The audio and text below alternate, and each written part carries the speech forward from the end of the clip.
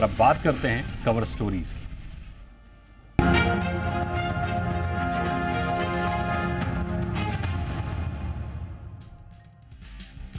तो पड़ोसी मुल्क बांग्लादेश में मची अस्थिरता के बीच भारत में भी हलचल तेज हो गई है। ऑल पार्टी मीटिंग से लेकर संसद में बांग्लादेश संकट पर चर्चा हुई। भारत के कदमों पर दुनिया की भी नजर है, क्योंकि फिलहाल खबर है कि शेख हसीना भारत में ही हैं और उनके नए ठिकाने पर मुहर नहीं लग पाई है। सर्वदलीय बैठक में विदेश मंत्री एस जयशंकर ने सभी पार्टी के नेताओं को पड़ोसी देश में मौजूदा हालात की जानकारी दी। इस दौरान उन्होंने वहां फंसे भारतीयों पर भी चिंता जताई। उन्होंने कहा कि हम अपने राजनयिक मिशनों के माध्यम से बांग्लादेश में भारतीय समुदाय के साथ निरंतर संपर्क में हैं। वहां करीब 19,000 भारतीय नागरिक हैं, जिनमें से लगभग 9,000 छात्र हैं। इधर बांग्लादेश से लगी भारतीय सीमाओं पर सतर्कता बढ़ा दी गई है। बीएसएफ ने अपनी निगरानी क्षेत्र वाली सीमाओं पर अलर्ट जारी कर दिया है और किसी भी तरह की घुसपैठ ना हो, इसके लिए सुरक्षा बलों को पूरी तरह नजर बनाए रखने का आदेश दिया है।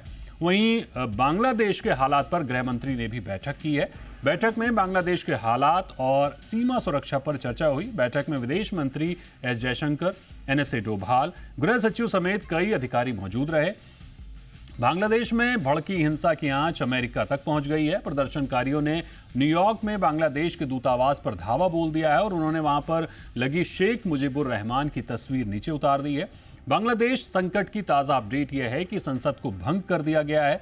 मोहम्मद यूनुस अंतरिम सरकार के प्रमुख होंगे। मोहम्मद यूनुस नोबेल पुरस्कार विजेता हैं। माना जा रहा है कि खालिदा जिया को भी अहम जिम्मेदारी मिल सकती है। खालिदा जिया विपक्षी दल बीएनपी की अध्यक्ष हैं। अगर व्यापारिक दृष्टिकोण से देखें तो बांग्लादेश संकट का असर कई भारतीय कंपनियों पर पड़ सकता है। भारत से बांग्लादेश को सालाना $2.4 बिलियन का कपास एक्सपोर्ट किया जाता है। डाबर, गोदरेज कंज्यूमर्स, ब्रिटानिया का 5% से ज्यादा एक्सपोजर है, जबकि मैरिको की आय में बांग्लादेश का 11% योगदान है। यही नहीं, ट्रेड पर भी असर पड़ेगा। जुबिलेंट फूड्स के बांग्लादेश में 28 स्टोर हैं। वीआईपी इंडस्ट्रीज का प्लांट, पिडिलाइट, इमामी और एशियन पेंट्स के भी बांग्लादेश में प्लांट्स हैं। यही नहीं, बांग्लादेश में अडानी ग्रुप का पावर सप्लाई कारोबार है। बांग्लादेश में एलआईसी के दफ्तर हैं, जिसे 3 दिन के लिए बंद कर दिया गया है। उम्मीद जताई जा रही है कि जल्द ही हालात सुधरेंगे, हालांकि ऐसा लग नहीं रहा। और इस खबर पर हमारे साथ 3 अहम गेस्ट हैं, 3 अहम मेहमान हैं। उनका मैं आपसे परिचय कराता हूं। हमारे साथ अजय बग्गा हैं, chairman elements platforms and market expert. हमारे साथ शशांक हैं, पूर्व विदेश सचिव। अरविंद गुप्ता हैं हमारे साथ, डायरेक्टर विवेकानंद इंटरनेशनल फाउंडेशन के।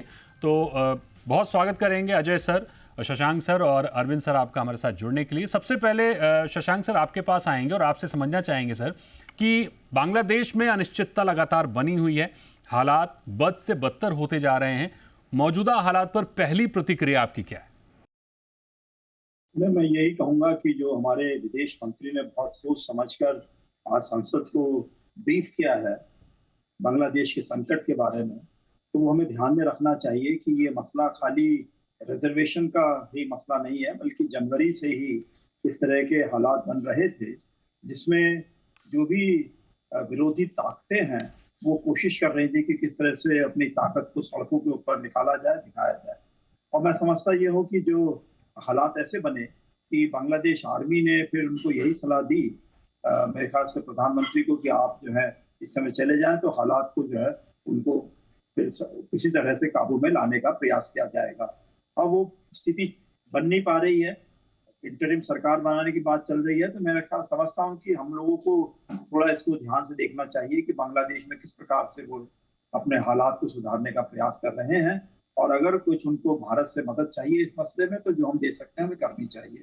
लेकिन साथ ही साथ हमको ये भी ध्यान रखना है कि हमारे जो भारतीय लोग वहाँ मौजूद हैं या जो ऐसे माइनॉरिटीज हैं जिनके बारे में हमने पहले ही अपने पार्लियामेंट में लॉज पास किए हैं, तो वो हमको जो है अपने पार्लियामेंट्री जो हमारे प्रोसीजर्स हैं, जो पॉलिसीज हैं, उनको भी इम्प्लीमेंट करना आवश्यक है। बड़ी अहम बात कही सर आपने। अजय सर आपके पास आएंगे और आपसे समझना चाहेंगे सर कि माना जा रहा है कि चीन और अमेरिका की दखल बढ़ी है, ट्रेड सस्पेंड हो चुका है, और अब क्या स्थिति देख रहे हैं आप कारोबारी नजर से? नहीं, देखिए, जब शेख हसीना ने टेक ओवर किया था 2009 में, तो बहुत ही खराब हालात थे बांग्लादेश के, और उन्होंने काफ़ी अच्छा प्रदर्शन किया इकोनॉमिक तौर पे, और बांग्लादेश एक बहुत अच्छा इकोनॉमी माना जा रहा था, पर कैपिटा जीडीपी भी बढ़ रहा था। भारत के साथ तो हिस्टोरिक ताल्लुकात है। ये बहुत बहुत ही ट्रैजिक है कि भारत ने जो किया है बांग्लादेश के निर्माण के लिए, वो लोग भूल गए, आम नागरिक भूल जाते हैं। तो हमारा जो ट्रेड है टोटल बांग्लादेश के साथ $13 बिलियन का है, 1 लाख करोड़ ले लीजिए लगभग। तो वो उस पे ज़रूर असर पड़ेगा बोथ वेज ट्रेड पे। साथ में बांग्लादेश विश्व का बहुत बड़ा टेक्सटाइल सप्लायर है, तो ये सप्लाई चेन्स का अभी क्रिसमस का सारा सामान जा रहा होता है इस टाइम से, इन्वेंट्री बिल्डअप हो रही होती है अमेरिकन और यूरोपियन रिटेलर्स की। तो वो सप्लाई चेन्स पे क्या असर आएगा, कितनी देर तक इस तरह की अराजकता रहती है, ये बहुत इम्पोर्टेंट रहता है।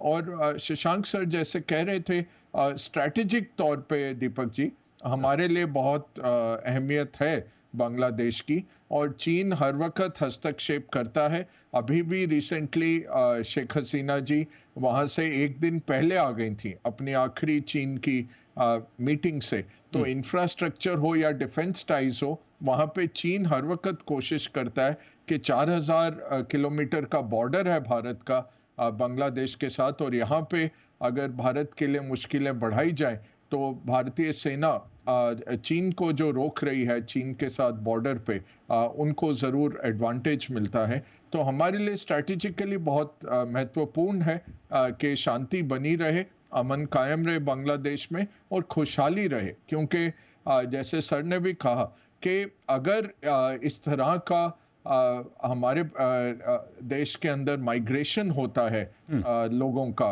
क्योंकि वहाँ की इकोनॉमी ठप हो रही है, तो भारत के ऊपर भी फिर काफ़ी बोझ पड़ता है। तो हमारे हित में है कि एक सुदृढ़ बांग्लादेश बने और एक अच्छा इकोनॉमिकली सुनहरा बांग्लादेश हो, जहाँ के नागरिक अपनी रोजी रोटी कमा सके, बनिस्बत इसके कि भारत में वो माइग्रेट करने की सोचें। जाहिर तौर पर सर, जैसे अगर हम देखें तो आसपास के जो हमारे पड़ोसी देश हैं उसमें बांग्लादेश ही एक ऐसा देश था जो काफ़ी समृद्ध था, काफ़ी बेहतर था। अब जो अराजकता फैली हुई दिख रही है वो एक बड़ा चिंता का विषय है। अरविंद गुप्ता सर, आपके पास आएंगे। सर, शेख हसीना भारत में है, चर्चा है कि ब्रिटेन ने शरण देने से इनकार कर दिया है, फिनलैंड जाने की खबरें थी, उस पर भी विराम लग गया है। शेख हसीना का फिलहाल ठिकाना क्या होगा? जैसा कि लगता है कि अभी शेख हसीना का फाइनल डेस्टिनेशन वो डिसाइड नहीं हुआ है, और जब तक वो डिसाइड नहीं होता तो शेख हसीना शायद भारत में ही कुछ समय रहेंगी। वो कितना समय रहेंगी ये कहना अभी बड़ा मुश्किल है, क्योंकि उनको नेगोशिएशंस चल रहे होंगे। तो फिलहाल तो वो भारत में है और सुरक्षित है। बिल्कुल भारत में हैं फिलहाल और सुरक्षित भी हैं, लेकिन फिलहाल ठिकाना अभी तो भारत ही बना हुआ है और आगे क्या होगा कुछ कहना मुश्किल होगा। शशांक सर, आपसे समझना चाहेंगे कि बांग्लादेश में जैसे हिंसा भड़की है, ऐसे में सीधी तौर पर भारत में क्रॉस बॉर्डर एक्टिविटीज़ बढ़ेंगी। क्या भारत शरणार्थियों की समस्या से निपटने के लिए तैयार है? क्योंकि ये संकट काफ़ी पुराना है, अभी क्या तैयारी करने की ज़रूरत है? नहीं, भारत ने ऑलरेडी अपने जो बॉर्डर सिक्योरिटी फोर्स है उसको अलर्ट कर दिया है जी। कि किसी प्रकार से भी वहाँ पे इलीगल एक्टिविटीज वगैरह ना हो।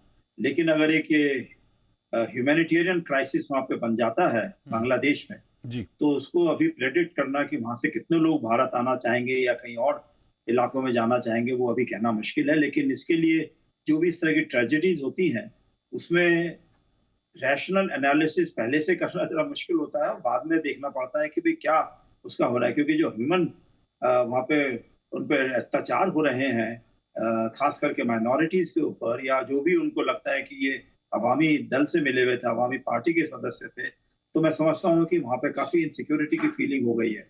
लेकिन साथ ही साथ हमें ये भी ध्यान रखना चाहिए कि ये सरकार जो है ये वहाँ की डेमोक्रेटिकली इलेक्टेड सरकार थी अभी तक, तो मतलब मेजोरिटी उनके साथ में थी।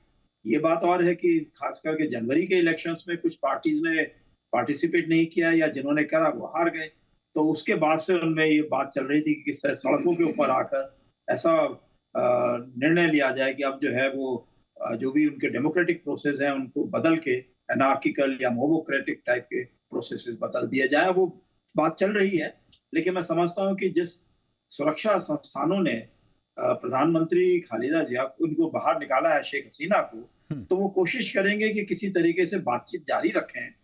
जो भी उसमें चाहे जमात इस्लामी के लोग हों, चाहे बीएनपी के लोग हों, खालिदा जिया जी को अभी निकाला गया है जेल से, तो मैं कहा सबसे बात चलेगी और देखेंगे कि कुछ लोग ऐसे अगर हैं जो थोड़ा सा देश में आसानी से सब ग्रुप से बात करके शांति ला सकें। और इस बीच में मैं देख रहा हूं कि आपकी चैनल कह रही है कि वहां पर किसी तरीके से कर्फ्यू लगा दिया गया है, तो मैं समझता हूं कि ऑलरेडी थोड़ा सा स्थिति में सुधार होना चाहिए। ज़ाहिर तौर पर स्थिति में सुधार होना चाहिए, हम भी इसी की उम्मीद कर रहे हैं। लेकिन अजय बग्गा सर, बांग्लादेश एक उभरती हुई इकॉनमी थी, इसे इमर्जिंग टाइगर कहा जा रहा था एशिया का। अब कट्टरपंथ अगर बढ़ेगा तो ऐसे में इस देश का भविष्य क्या होता हुआ आप देख रहे हैं? प्रॉब्लम हो जाती है। और देखिए, वैसे ही हम पूरी तरह से घिरे हुए हैं, पाकिस्तान हो, चीन हो, और इस तरह से फेल्ड स्टेट हमारे आसपास हैं। अब जैसे भारत ने श्रीलंका की बहुत मदद की, और उसके सामने आप देखिए चाइना इंफ्रास्ट्रक्चर प्रोजेक्ट कोशिश करता है लेने की देशों की, उनको लोन देते हैं और उनको फिर डेट ट्रैप में ले आते हैं, जैसे उन्होंने अफ्रीका में किया या श्रीलंका के साथ किया। तो भारत मदद बहुत कर रहा था बांग्लादेश की, और बिल्कुल एक अच्छे मित्र की तरह भारत हर वक्त मदद करता है। बट अब ये है कि एक एंटी इंडिया गवर्नमेंट बन सकती है, क्योंकि बीएनपी ट्रेडिशनली बहुत एंटी इंडिया रहे हैं। पाकिस्तानी आईएसआई का हाथ काफ़ी मजबूत हो जाता है। शेख हसीना ने Indian Bangladesh based Indian terrorist जो थे नॉर्थ ईस्ट के, उन सबको खदेड़ा था। तो वो काफ़ी हद तक हमारी नॉर्थ ईस्ट का मसला उन्होंने सुलझाया था, और वो टेररिस्ट को बर्मा में शरण लेनी पड़ी थी जाके। तो काफ़ी अच्छे ताल्लुकात थे शेख मुजीबुर रहमान के टाइम से ही, और वो एक सवालिया निशान पे आते हैं। और काफ़ी बड़ा आबादी है, 18 करोड़ की जो आबादी है, अगर वो मजलूम हो जाते हैं, उनको नौकरियां नहीं मिलती, इकोनॉमी ठप हो जाती है, तो हमारे लिए संकट आता है, क्योंकि वो शरणार्थी सारे भारत की तरफ देखेंगे और इलीगल इमिग्रेशन भी होगा। हिंदुओं की बात और है, वो तो माइनॉरिटीज तो ऑप्रेस्ड रहे हैं, पाकिस्तान हो, बांग्लादेश हो। और जब से 47 के बाद से आप देखिए आबादी कम हो गई हिंदुओं की, तो वो तो बहुत एक छोटा माइनॉरिटी है।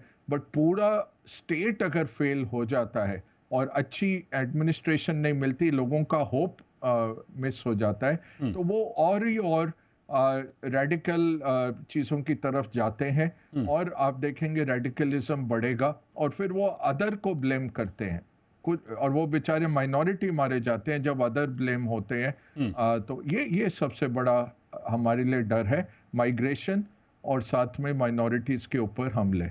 बिल्कुल सर। अजय सर, इसमें एक और मेरा सवाल ये होगा कि तमाम बड़ी परियोजनाएं हैं भारत की जो बांग्लादेश में चल रही हैं, बात चाहे Akhaura Agartala cross border rail संपर्क की हो, बात चाहे खुलना मोगला पोर्ट रेल लाइन की हो, मैत्री सुपर थर्मल पावर प्रोजेक्ट की हो, ये तमाम बड़ी परियोजनाएं हैं जो बांग्लादेश में जारी हैं। इन परियोजनाओं पर एक भारी संकट, एक भारी ग्रहण पड़ता हुआ दिख रहा है? नहीं, बहुत है। और स्ट्रैटेजिकली क्योंकि नॉर्थ ईस्ट का पूरा कनेक्शन जो जाता है बहुत छोटे एक एरिया में से जाता है, नॉर्थ बंगाल से, और बांग्लादेश के साथ जो हमारे ट्रांसपोर्टेशन भी बढ़ रहा था, रिवर की भी बात हो रही थी, तीस्ता अकॉर्ड हुआ, तो बहुत सारे चीज़ें थे। और मैं तो कहूँगा कि फ्री मार्केट भी बन सकता था, तो फ्री ट्रेड एग्रीमेंट की बातचीत चल रही थी। और ऐसे देशों के साथ हमारे पड़ोसी देशों को हमें हेल्प करना चाहिए, और ऐसा फ्री मार्केट अगर उनको ऑफर करें कि वो भी समृद्ध हो इकोनॉमिकली, और उनका भी फिर उनके प्रॉब्लम्स हमारे पास ना आए। तो ये बहुत ज़रूरी था। भारत बहुत काम कर रहा था और अच्छे ताल्लुकात थे, वो सब अब प्रश्न चिन्ह आ जाता है। और इसमें चाइना आ जाएगा। अमेरिका क्या है, बहुत आइसोलेशनिस्ट हो गए। बात चल रही है कि अमेरिकन डीप स्टेट या जॉर्ज सोरोस और इन सब लोगों का हाथ भी हो सकता है, वो तो हम कह नहीं सकते, हमारे पास वैसी जानकारी नहीं है जो सरकार के पास होगी।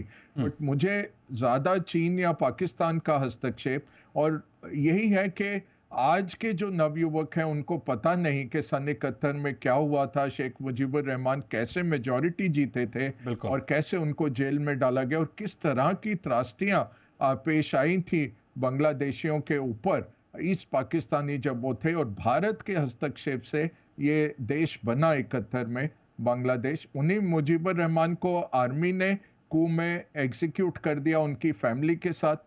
शेख हसीना और उनकी एक बहन केवल रह गई थी उस फैमिली के। फिर से उन्होंने आके काम किया और आज इस तरह से न्यूयॉर्क में उनके काउंसुलेट से उनके देश के फादर ऑफ द नेशन आप कह लीजिए शेख बिल्कुल। मुजीबुर रहमान, उनकी तस्वीर हटाई गई जबरन। तो आप सोच लीजिए ये किस तरह की सोच है, और ये बिल्कुल अपनी हिस्ट्री नहीं जानते और पाकिस्तान से हाथ मिला रहे हैं ये लोग बिल्कुल। रेडिकलिज्म में।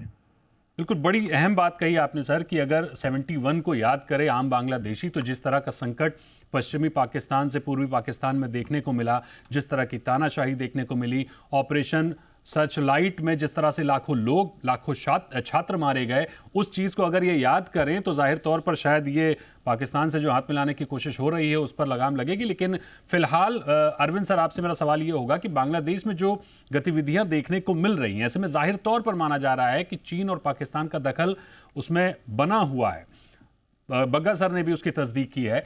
बांग्लादेश में लगातार इनका दखल बढ़ता जा रहा है। भारत के लिए कितनी बड़ी चुनौती होगी, क्योंकि बांग्लादेश एक तरह से हम देखें तो उसके चारों तरफ भारत है, तीनों तरफ भारत है, एक तरफ समुद्र है, और ऐसे में अगर बांग्लादेश में चीन का और पाकिस्तान का दखल बढ़ेगा तो यह हमारे लिए कितनी बड़ी चुनौती होगा? आप अगर बांग्लादेश का इतिहास देखें तो मुजीबुर रहमान की असैसिनेशन के बाद और जब पहली बार ये शेख हसीना आई, तब तक बहुत ही एंटी इंडिया फीलिंग आती। उसके बाद जब खालिदा जिया की सरकार फिर आई और ये केयर टेकर सरकार वगैरह बनी और 2009 तक वहाँ पे अराजकता भी थी और भारत और बांग्लादेश के संबंधों में बहुत खटास थी और बहुत ही चुनौती भरे थे। 2009 और 2024 पिछले 15-16 साल से एक बड़ा अच्छा युग रहा भारत और बांग्लादेश के संबंधों के लिए, जिसको कई लोग गोल्डन एज कहा जाता था और उसके कारण बागा साहब ने बताए भी। तो ये जाहिर सी बात है कि इस समय बांग्लादेश में इतनी अराजकता है और प्रो पाकिस्तान और प्रो चाइना एलिमेंट्स जो हैं और फंडामेंटलिस्ट एलिमेंट, ये लोग अब वो वापस आ रहे हैं और स्ट्रीट पे तो सामने नजर आ रहे हैं। अब देखना पड़ेगा कि अंतरिम सरकार जो बनती है वो उसकी क्या प्रायोरिटीज रहती हैं। उनकी प्रायोरिटीज पहली तो ये रहेंगी कि वो किसी तरह से अब बांग्लादेश को शांत करें, तो उसके बाद वो आगे क्या इलेक्शन होते हैं नहीं होते हैं, तो इसमें अभी पॉलिटिकल अनसर्टेनिटी बहुत रहेगी। तो अभी जो इंडिया और बांग्लादेश के संबंध है उसमें जो इकोनॉमिक कोऑपरेशन और कनेक्टिविटी जिसके ऊपर बहुत बड़ा एक हुआ था प्रोग्रेस, जी। इस पे अभी मुझे लगता है कि प्रश्न चिन्ह तो लग गया है और बहुत कुछ निर्भर करेगा कि जो नए शासक हैं बांग्लादेश के, वो भारत के प्रति किस प्रकार का एक एटीट्यूड लेते हैं। और चूंकि इस समय जमात का दबदबा वहाँ बहुत नजर देखने में आता है और जमात ट्रेडिशनली एंटी इंडिया रही है और फंडामेंटलिस्ट रही है और उनकी स्ट्रीट पावर जो है वो बहुत तेज, बहुत तगड़ी है। हालांकि वो इलेक्शंस में इतना अच्छा नहीं करते हैं, लेकिन चाहे वो अवामी लीग हो या बीएनपी हो, पिछले कई सालों में मतलब 30 साल का इतिहास देखें तो किसी न किसी समय उन्होंने उनके साथ हाथ मिलाया है। तो जमात का आना मुझे लगता है कि एक भारत और बांग्लादेश के संबंधों के लिए एक ठीक नहीं रहेगा और हमें बड़े ध्यान से और बड़ी सतर्कता से भारत और बांग्लादेश के में क्या डेवलपमेंट्स होते हैं इसको देखना पड़ेगा। और हमारी फर्स्ट प्रायोरिटी यही रहेगी कि किसी प्रकार से हम अपने बॉर्डर्स को पुख्ता करें और माइग्रेशन अगर होती है तो उसको रोकें और हमारे जो भारतीय वहाँ हैं उनकी सुरक्षा का ध्यान रखें जी। और जो वहाँ माइनॉरिटीज हैं और जिनके ऊपर की अटैक फिर से शुरू हो गए हैं, उनका भी हमारे लिए एक चिंता का विषय है। ठीक। सो अभी तो फिलहाल ये 3-4 प्रायोरिटीज हैं जो कि इम्पोर्टेंट रहेंगी, बिल्कुल। और बाकी मसले इकोनॉमिक कोऑपरेशन, डिफेंस कोऑपरेशन और ये सब तो अभी दूर की बात है। बड़ी अहम बात कही आपने सर। शशांक सर, इसी पर मेरा सवाल आगे ये होगा कि क्या अब हम ये मान के चलें, क्योंकि मौजूदा वक्त में शेख हसीना की तो एक्सेप्टेंस बनेगी नहीं, नई सरकार जो बनेगी उसके भारत के साथ रिश्ते कैसे होंगे इसका कुछ पता नहीं है, तो क्या मौजूदा वक्त में हम ये मान के चलें कि अभी हमें फिलहाल दो पाकिस्तान से फेस करना पड़ेगा? नहीं, हमें आगे की बातें अभी से सोचना मैं समझता हूँ थोड़ा सा अनरियल रहेगा, क्योंकि ये सोचना कि चूंकि स्ट्रीट पावर जो है जमात के साथ में है इस समय, और बाकी सब ग्रुप्स भी जो एंटी अवामी लीग ग्रुप से सब जुड़ गए हैं, तो इसका मतलब ये है कि अब वही रूल करेंगे बांग्लादेश को। मैं समझता हूँ कि गलत बात है। बाकी जो मिलिट्री है वो अभी भी स्ट्रांग रही है हमेशा से, और अभी भी वो स्ट्रांग रहेगी। खाली वो देखना चाह रहे हैं कि किस तरीके से वहाँ के लोगों को, पॉलिटिकल पार्टीज को, सिविल सोसाइटी को साथ में लेकर चल सकें। तो मेरे ख्याल से हमें ध्यान रखना चाहिए कि वो किस तरह से करते हैं। और अवामी लीग वहाँ की बहुत महत्वपूर्ण पार्टी रही है। वहाँ बंगाली आइडेंटिटी भी बांग्लादेश में रही है, जो कि इस्लामिक आइडेंटिटी के ऊपर हमेशा वो इम्पोर्टेंट रहती थी। खास करके जिस तरीके से इस्लामिक आइडेंटिटी वाले लोगों ने पाकिस्तान की तरफ से वहां पर कई तरह के अत्याचार किए, बिल्कुल, बंगाली इंटेलेक्चुअल्स के ऊपर, स्टूडेंट्स के ऊपर, तो मेरे ख्याल से वो फिलहाल भूल गए, लेकिन ये चीजें जो है फिर निकल कर आ जाती हैं। बिल्कुल। तो इसमें हमें अभी से कोई बहुत ही अलार्मिस्ट अप्रोच लेने की आवश्यकता नहीं है। हमको खाली ये है कि सारे हमको जो ऑल्टरनेटिव्स हैं वो ध्यान में रखने होंगे, बात रखनी है जारी। बांग्लादेश के जो भी अथॉरिटीज हैं, जो भी वहाँ के हमारे जान पहचान के ग्रुप्स हैं, चाहे बीएनपी में हो चाहे और जगहों में हो, सबसे बात जारी करके रखनी चाहिए, क्योंकि भारत उनका बहुत महत्वपूर्ण नेबर है। चाहे चीन भी जरूर इम्पोर्टेंट होगा, पाकिस्तान तो पुराने जमाने में था किसी जमाने में, और अभी वो खाली फायदा उठाने की कोशिश करता है कि एंटी इंडिया फीलिंग होती है तो उसका फायदा उठा ले। करेक्ट। बड़ी अहम बात कही सर आपने। हालांकि जो मौजूदा हालात हैं वो अभी फिलहाल अनिश्चितता के हालात देखने को मिल रहे हैं। आगे क्या होगा कुछ कहा नहीं जा सकता, लेकिन फिलहाल भारत की जो एक तरह से प्रयास है कि हम अपने बॉर्डर को सेफ रखें। जो संकट है उस पर लगातार भारत की नज़र बनी हुई है। कारोबार पूरी तरह से बांग्लादेश का ठप पड़ चुका है, ट्रेड पूरी तरह से बंद है। आने वाला समय क्या कहेगा ये तो देखने वाली बात होगी। बहुत शुक्रिया करेंगे अजय सर, शशांक सर और अरविंद सर हमारे साथ जुड़ने के लिए और इस खास चर्चा में शामिल होने के लिए।